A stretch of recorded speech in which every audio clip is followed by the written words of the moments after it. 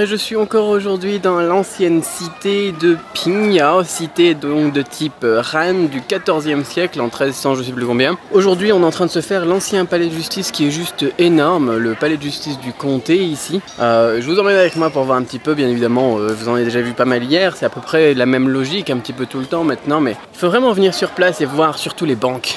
Les banques et les anciennes maisons de garde du corps, transport d'argent, etc. ici, avec les coffres souterrains. Enfin bon, je vous mets deux photos ici, vous allez voir. On voit pas très bien sur les photos d'ailleurs, faudrait que je vous trouve quelque chose. C'est impressionnant, parce qu'ici c'était une cité voilà, financière, c'est pour ça qu'elle a été aussi bien conservée à ces 6 derniers siècles. Voilà, je vous emmène encore un petit peu en voyage. Ensuite, ce midi, on va retourner à notre auberge de jeunesse pour récupérer les valises et ensuite on se met en route vers la gare. Ce soir, on rentre à Xi'an pour prendre demain un train et rentrer à Guiyang. Allez, je vous fais visiter un petit peu.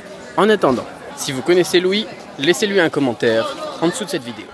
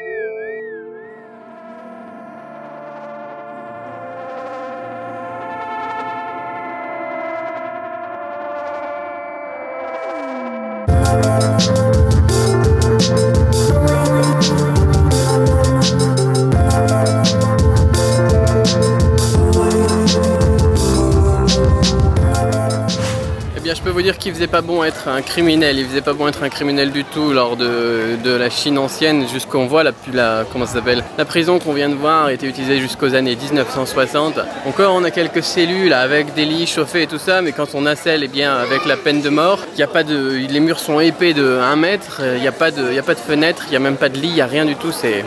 Wow, ça fait peur, dis donc, ça fait peur. Faites pas de bêtises les gens, c'est dangereux.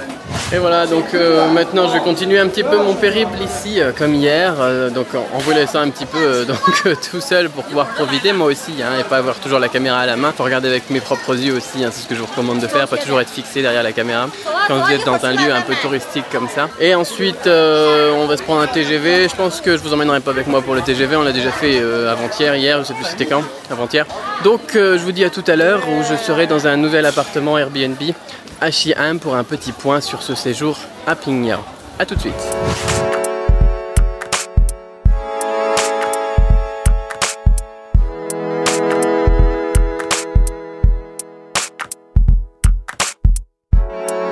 Et me voici de retour à Xi'an après donc 2 heures et quelques de TGV. On a fait 600 ou 700 km, hein, je pense. Le TGV il va à peu près à 240-250 km/h en moyenne. Un petit peu moins avec parce qu'il y a plusieurs arrêts pour celui-là, c'était pas un direct. Donc je veux dire dans les 230 km/h, j'en sais rien quoi à peu près.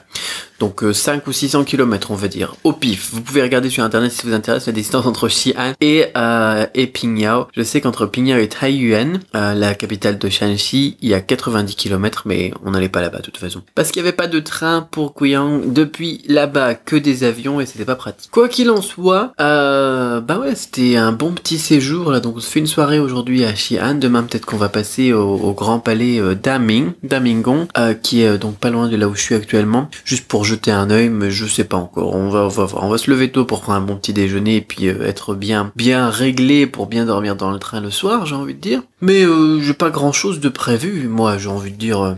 Je dis beaucoup, j'ai envie de dire, je trouve. Pour demain la journée. Là, il doit être à peu près 18-19 heures, donc à Xi'an. On passe la soirée ici et demain notre train, ça doit être vers 17-18 heures, donc on a 24 heures à passer ici. Je sais pas du tout ce qu'on va faire, mais c'est pas grave. On se repose comme ça et puis voilà, c'est tout.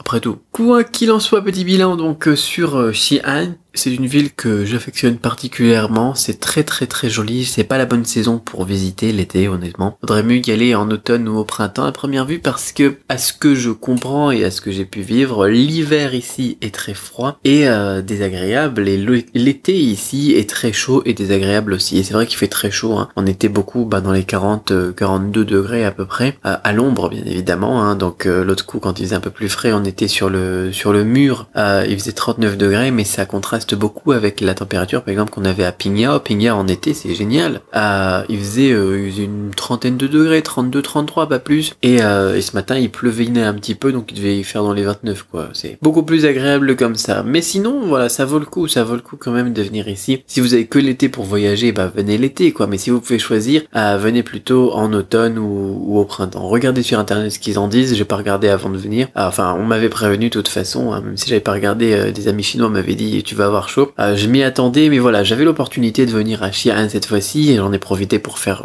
7 ou 5 ou 600 km de plus pour aller jusqu'à Pinhao. Je suis pas souvent dans le nord de la Chine comme vous savez et je ne regrette pas du tout, j'aime beaucoup tout ce qui est traditionnel. Alors Xi'an j'aime beaucoup, ça me fait un peu penser à Hong Kong, c'est qu'on a un mélange, ou à Pékin même, c'est qu'on a un gros mélange entre traditionnel et puis moderne qui se chevauche quoi. Vous avez le mur sud par exemple sur lequel j'ai filmé la vidéo avant-hier, et juste en face vous avez la tour de la HSBC quoi, une tour très moderne, c'est très... Voilà, j'aime bien ça, j'aime bien ce contraste qu'on peut avoir ici à Hong Kong, à Pékin. À Pinhao c'était tout autre chose parce que c'était pas vraiment un contraste, là tout était vieux là-bas et même la ville autour c'est pas très récent, c'est pas très moderne pour les gens qui aiment les choses modernes, mais on fait vraiment un saut dans le passé, c'est-à-dire quand on est dans la ville aux alentours, on a l'impression d'aller dans les années 80, 90, voire 60, 70, 1960, 1970, parce que c'est que des vieux bâtiments, des vieilles baraques, des vieilles bâtisses, des gens qui vivent comme à la campagne. J'avais fait une vidéo sur cette chaîne aussi, sur la campagne chinoise. Voilà, c'est la campagne, on a l'impression d'être à la campagne ici. Et on rentre dans la vieille ville de Pinhao, et là par contre on fait un saut dans le passé de 500 ans de plus que la ville à côté quoi. On peut dire voilà que la ville, le comté en lui-même c'est un truc qui date des années 50-60, ça fait effectivement un dépaysement, mais quand on rentre dans la vieille ville de Pinhao, la vieille ville, le vieux centre financier de la Chine du 14e siècle jusque 19e siècle je suppose, parce que ça a été très actif jusqu'aux années 1900 et quelques, peut-être même 20e siècle, enfin j'en sais rien exactement, mais voilà, on fait un saut dans le passé qui est là par contre énorme, et j'ai adoré aussi, même si j'aime bien le contraste de Xi'an. Pinhao c'était une aventure unique. Si vous avez cette occasion de venir visiter ça, quand vous faites un circuit, je sais qu'il y a beaucoup de gens qui font des circuits par exemple, eh bien si vous en avez qui inclut Pinhao à l'intérieur, vous serez pas déçus du tout, vraiment. Vraiment, c'est quelque chose que, voilà, moi j'ai beaucoup de personnes, et notamment des amis à qui j'ai donné des cours de chinois particuliers, qui m'avaient dit avoir vécu ça, et puis depuis j'avais eu envie de visiter. C'était en 2012 je pense qu'on en avait parlé, et je regrette vraiment pas de l'avoir mis au planning cette fois-ci. Enfin voilà, je suppose que vous l'avez vu, j'ai dit plusieurs fois que j'adorais ça et tout ça, voilà, ça vaut vraiment ça vaut le coup de venir vivre ça au moins une fois dans sa vie, voire peut-être même 2 fois. Peut-être que j'y retournerai dans 10 ans, 20 ans, 30 ans pour voir un petit peu et reprendre une claque dans la figure. Sur ce, eh bien, c'est tout. Voilà pour le bilan. Je suis vraiment très très satisfait de ce voyage. Je vous souhaite énormément de succès dans votre apprentissage du chinois et dans votre découverte de la Chine. Si vous voulez plus d'infos pour tout ça, eh bien, vous avez les liens dans la description ou dans lesquels je vous montre un petit peu, eh bien, comment est-ce que moi j'apprends les langues, comment est-ce que j'enseigne les langues, comment est-ce que je vis la Chine et tout ça. Vous avez mon blog, mon Instagram et tout ça. J'aurais dû me mettre comme ça. Moi, il y a encore un peu de soleil derrière. Ça aurait fait une plus belle image. Quoi qu'il en soit, à très bientôt pour une autre vidéo. Je sais pas si demain pour le retour j'en fais une, peut-être, on verra.